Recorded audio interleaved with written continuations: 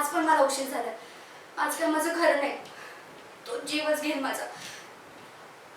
हां देवा, तुझा प्रसाद घेऊन जाते. माफ कर मला. जर तो काही बोलला ना, हाच प्रसाद घेऊन गप्प करेन त्याला. रिक्षा रिक्षा,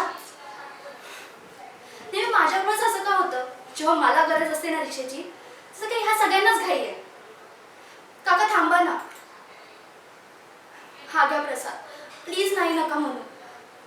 आज जर मला लेट झालं ना, तर माझं काही खरं नाही. चला ऑफिसकडे चला. हाश, असं का बघते माझ्याकडे?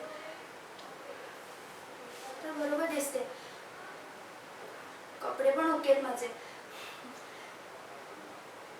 म्हणजे तोंडाला काही लागलंय का? नाही, तर ठीक आहे.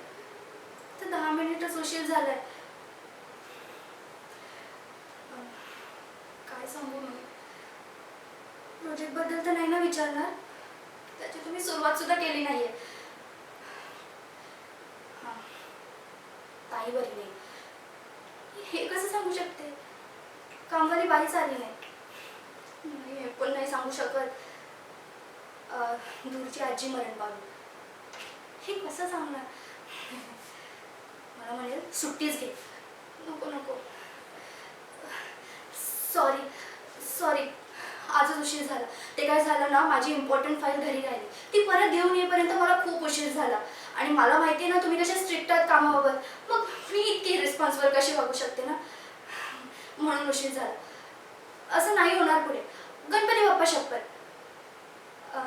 अरे मी विसरली. मी ना देवाकडे प्रार्थना केली की best company of the award आपल्यालाच मिळू दे. बघा, आपल्यालाच मिळणार. हा घ्या प्रसाद. प्लीज नाही नका म्हणू. हो, थँक्यू गणपती बाप्पा. आज वाचवलंस.